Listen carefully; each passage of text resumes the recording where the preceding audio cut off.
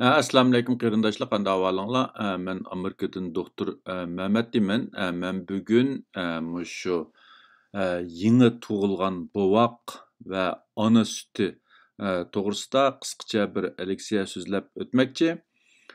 Endi bu vatandagi vaziyatninki ig'irlishiga ergishib vatan sirtida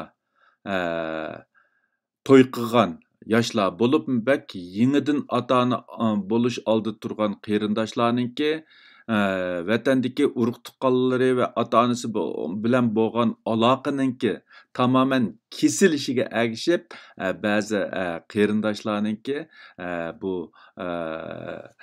yangi tug'ilgan farzandlari to'g'risida ba'zi maslahatlarga ehtiyoj bo'lib qolganligini bayqadim. Bu haqda ba'zi qarindoshlar menga ayrim uchur yo'llab meningdan ba'zi savollarni so'ragan bo'ldi. Men ko'pchilikninki bo'libmi bak mushu yangidan to'y qilib tunji ota-ona bo'lgan yoshlarimizningki mushu yangi tug'ilgan bovoqni parvarish qilishda, ya'ni biqishda bilishga tegishli bo'lgan ba'zi zarur savatlarni qisqa qilib so'zlab qarindoshlar bilan o'rtoqlashmoqchi. Bu jihatda ehtiyoji bo'lgan qarindoshlar alohida diqqat bersanglar, bu tövendiki bu so'zlamoqchi bo'lgan leksiya mushu yosh ota-onalar bilishga tegishli nihoyatda muhim bo'lgan savatlar.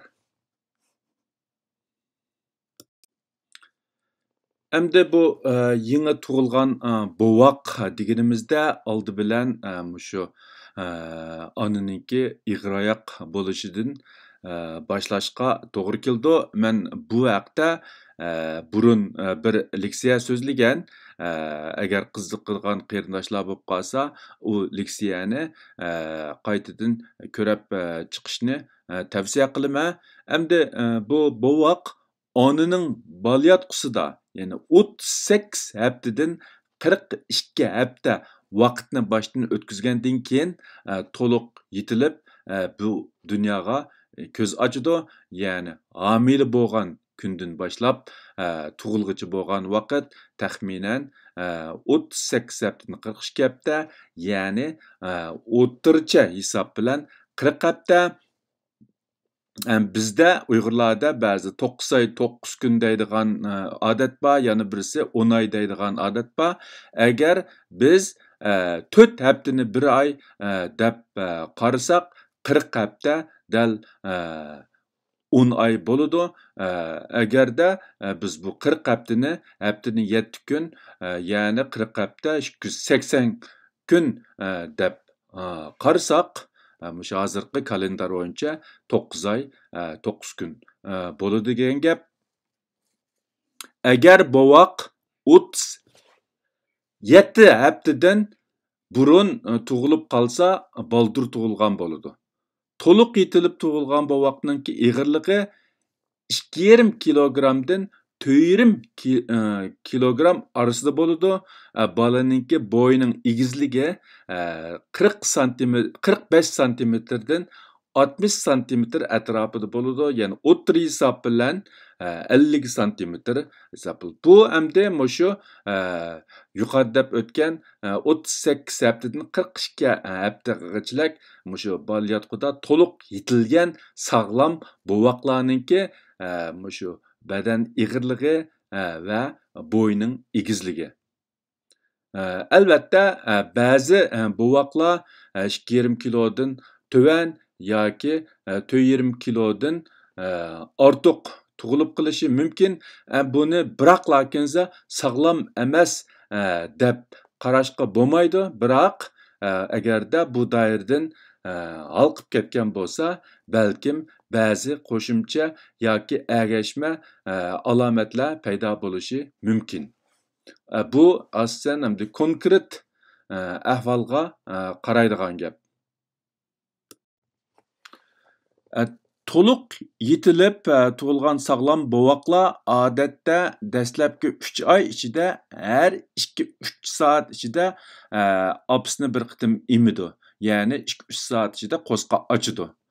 to'liq yetilib tug'ilgan sog'lom bovoq dastlabki 3 oy ichida kuniga 15 soat atrofida uxlaydi. Agar bovoqda biror rahatsizlik bo'lmasa, qo'sqi ichib onasini emgandan boshqa vaqtning hammasida asosan uxlash bilan o'tkazadi.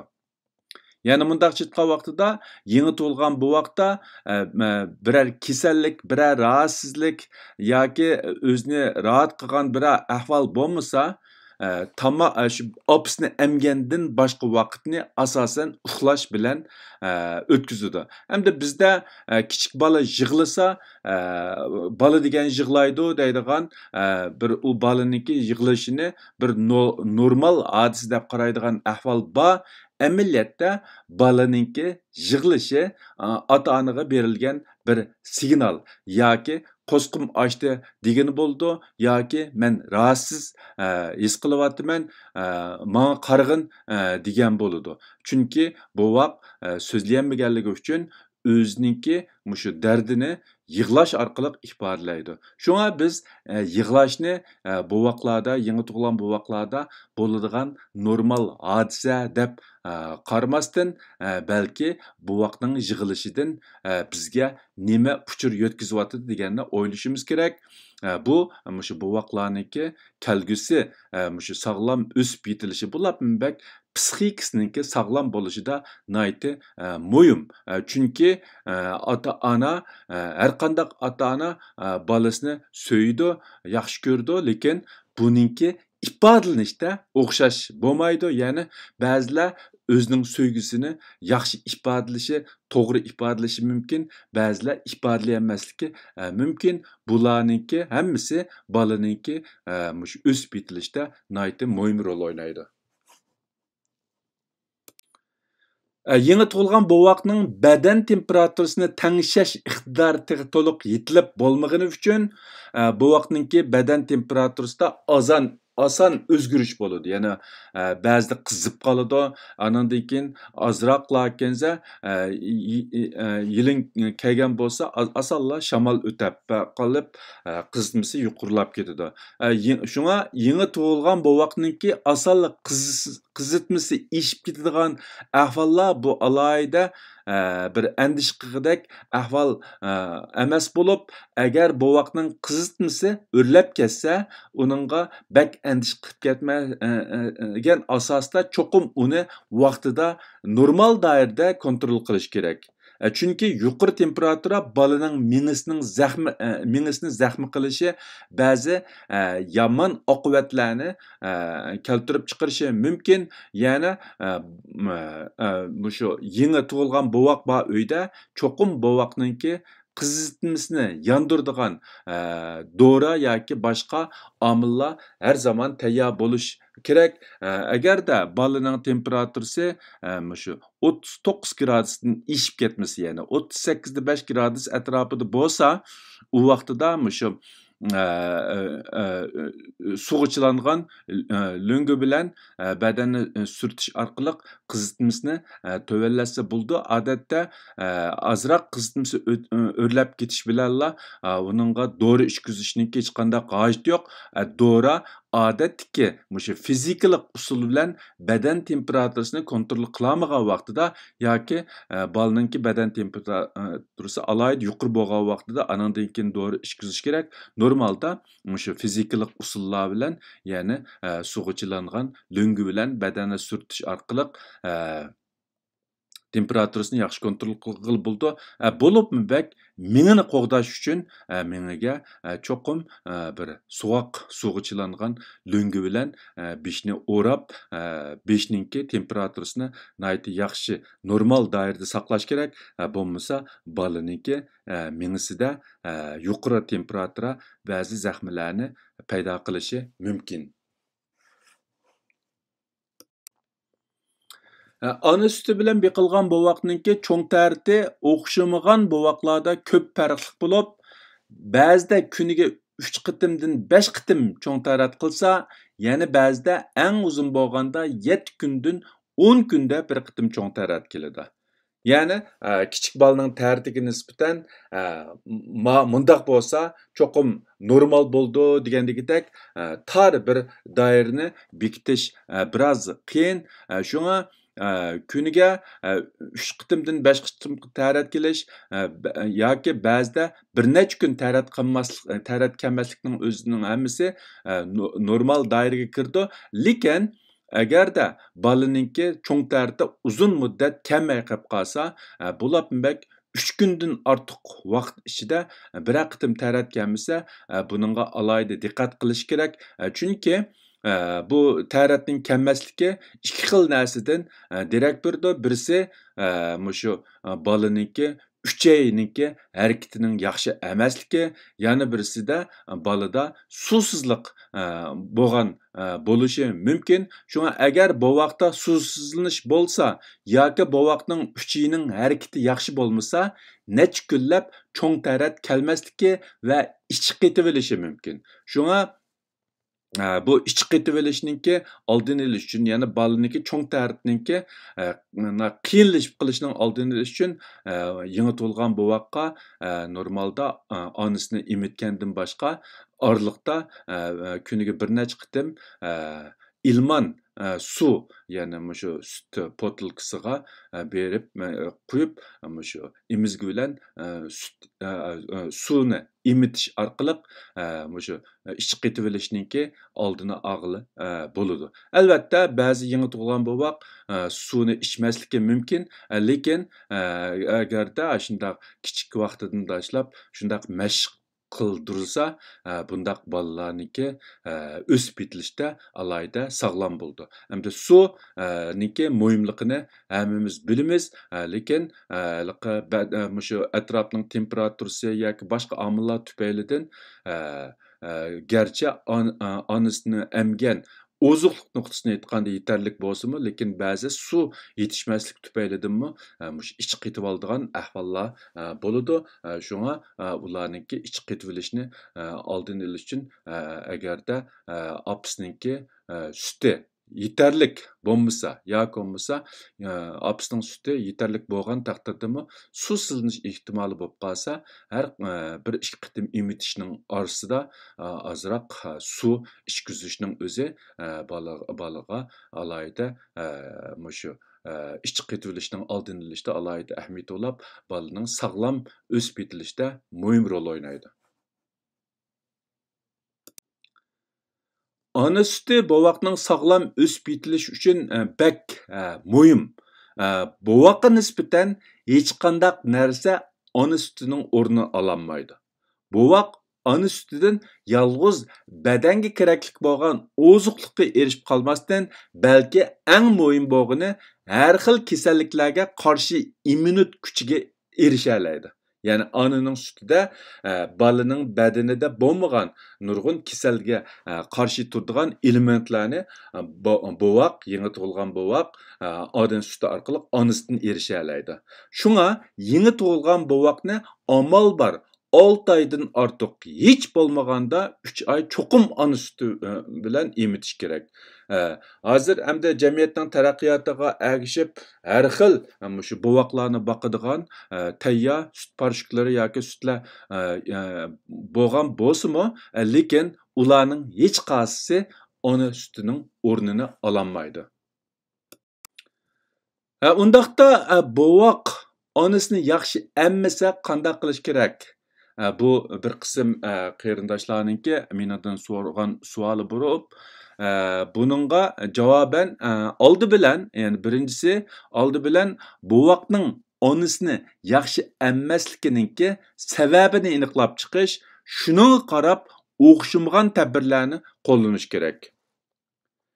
Ikkinchisi, agar bovoq o'rinliq qilib ozroq emibla uxlab olsa, bovoqni majbur uyg'otib uzroq emitish kerak. Bu bir mashq qilish jarayoni, chunki bovoqninki ig'iz muskullari toza taraqqiy qilmaganligi uchun ozroq emsa bo'libmi onasidan yetarlik sut chiqmagan ahvol ostida ozroq emsa bu bola oson yerib qoladigan ish bor. Uningdan boshqa bola kuniga ko'p vaqtini uxlash bilan o'tkazganligi uchun ozroq yerib qolsalarki uxlab oladigan ahvol bor. Bundaq ahvol ostida cho'qim bolani o'g'itib uzunroq emishni mashq qildirish kerak.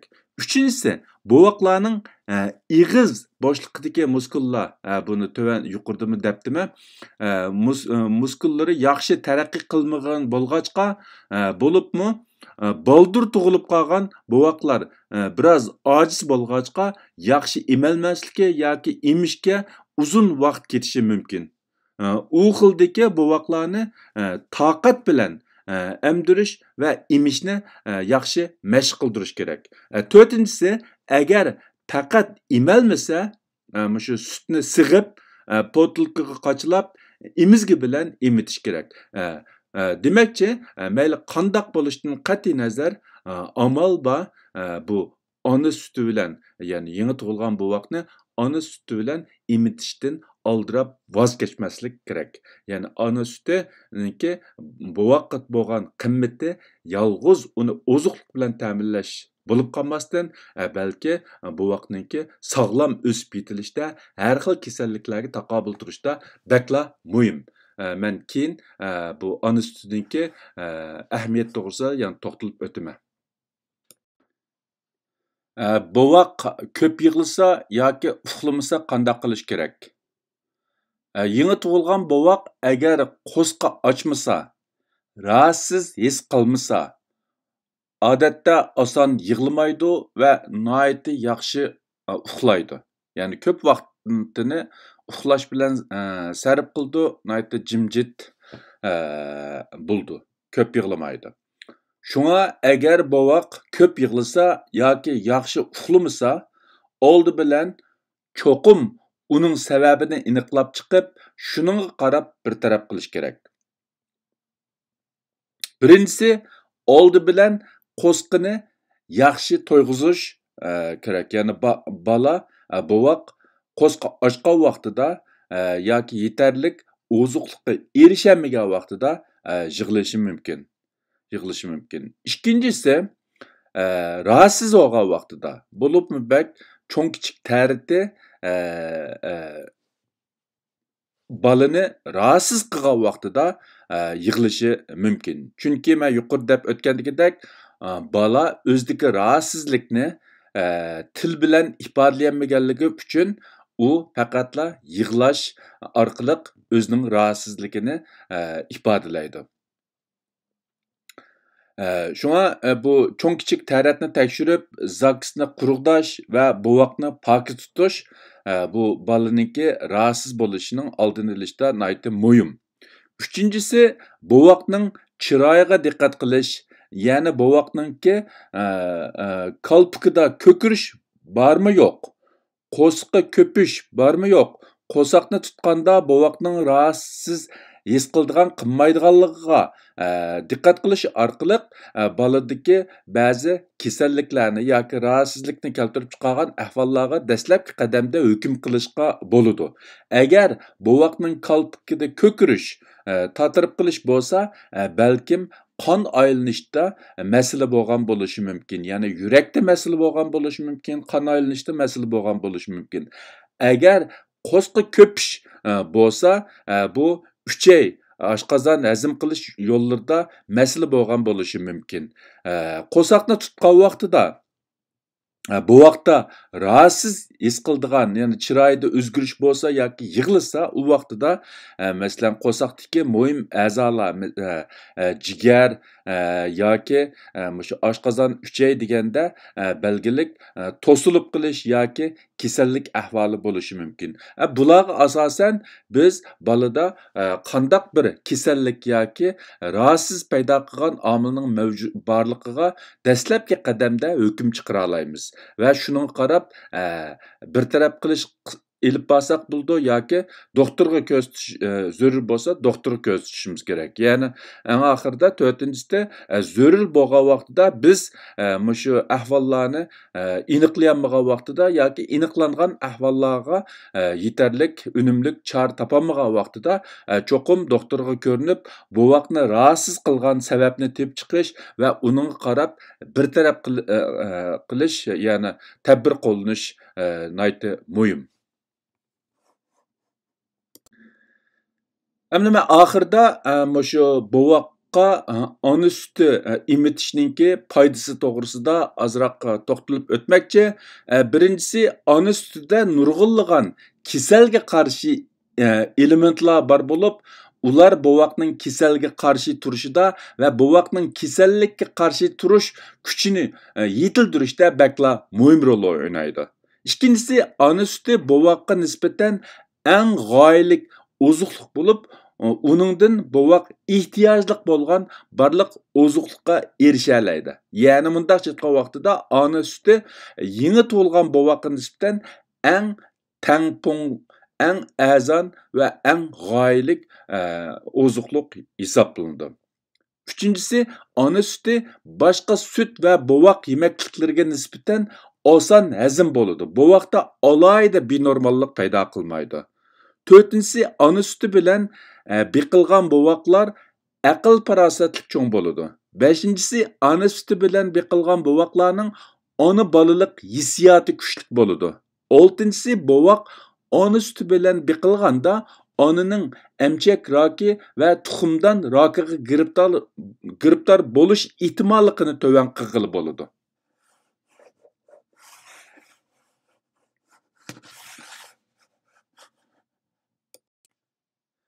Ana sütiga ta'sir ko'rsatadigan omillar, ya'ni onaning sutininki oz ko'p bo'lishiga ta'sir ko'rsatadigan omillar oldi bilan shu onaning ozuqliq ahvoli, ya'ni ana sütü onaning ozuqligi bilan bevosita munosabatlik bo'lib, bovaqni emitayotgan onalar ozuqlikni muvofiq holda yaxshilashi bo'libmi usuzlikni, ya'ni suvni yetarlik darajada to'liqlab turishi kerak. Oqsil, har xil vitamin, kalsiy, temir qatorliq moddalar mo'l bo'lgan yemakliklarni yetarlik iste'mol qilib turish kerak. Uyg'urlarning an'anasida sutni ko'paytirish uchun iste'mol qiladigan yemak-ichmakliklar tuxum, sut,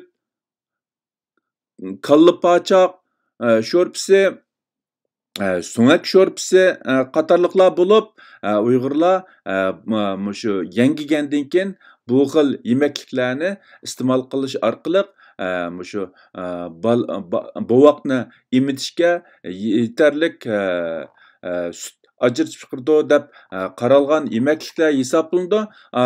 Biroq g'arbliklarda bu xil odat bizningki Uyg'urlardan biroz farqli bo'lib, g'arbliklarning an'anasida sutni ko'paytirish uchun iste'mol qiladigan yemak-ichmakliklar suli umichi, samsoq, sabza, badiyon, har xil mig'iz, chaqma kava, kunjut urqi, zencevil qatorliqlar shu g'arbninki urf-odatda onaning sutini ko'paytirishda alohida ahamiyati bor yemakliklar deb qaralgan. Bu shu rasmda ko'rayotganinglar odatda shu g'arbninki bu g'arb tibobatida yoki g'arb odatlarida shu op sutining miqdorini va ozuq tarkibini yaxshilaydigan yemakliklar deb qaralgan yemakliklar. Bu orqali sutning miqdorini yaxshilag'ili ham sutninki ozuqliq qiymatini yuqori ko'targili bo'ldi deb qaralmoqda. Shu ana sutiga ta'sir ko'rsatadigan yana bir muhim omil bo'lsa, u bovaqning emish ahvoli. Ya'ni bovaqning emishi ona sutining oz ko'pligiga bevosita ta'sir ko'rsatadigan eng muhim omillarning biri. Ona sutining oz ko'p bo'lishi yolg'iz onaning ozuqlanishiga bog'liq bo'lib qolmasdan, balki eng muhimi sut ishlab chiqarish uchun kerakli bo'lgan yetarlik g'idiqlashdir. Yani bu süt bezleri gıdıklaş arqılıq süt işlep çıqırışını köpeytişi mümkün. Şuna eğer gıdıklaş bolmagan vaqtida sütning ajrılıp çıqırılışımı yaxşı bolmaydı. Yeterlik süt işlep çıqırış üçün en önümlük bolgan gıdıklaş balının yeterlik vaqt ünümlük imişi ve süt bezleri içideki sütni vaqtida quruqdab turuşudur. Eğer bala yaxşı emmisa yoki ozroq emib horulluq qilib uxlab olsa va yoki balaning emish kuchining ojizligi tufaylidan yaxshi emalmasa, süt bezleri ichidagi süt vaqtida bo'shatilmaydi. Natijada mushu süt bezlarining besimi yuqorilab ketib, yangi süt ishlab chiqarish to'salg'iga uchraydi. Eğer bu xil ahvol davomlashaversa, uzunga barmay süt to'xtab qilishi mumkin. Shunga bu yerda sütni ko'paytirish uchun yolg'iz onaning oziqligini yaxshilash bilan cheklanib qolmay, balki balaninki emish ahvolini mashq qildirishi, balani yaxshi emitish kerak. Agar bala yaxshi emmasa, men yuqorida deb o'tgan bu xil ahvollar tufaylidan süt texmi azlab ketishi bir mezgildan keyin to'xtab qilishi mumkin. Shunga bu sütninki uzluksiz ko'payish uchun balaning emishi orqali süt bezlarini yaxshi g'idiqlab turish kerak. Bugungi bu mushu yangi tug'ilgan bovoq va ona süti to'g'risidagi bu qisqa leksiyani hamishada oxirlashtirmoqchi. Hammanglarning anglag'inglarga ko'pdan ko'p rahmat. Agar bu haqda savollaringlar bo'lsa, menga ayrim yo'llasanglar bo'ldi. Xayr xo'sh, ko'rishguncha omon bo'linglar. Kelaqtim ko'rishaylik.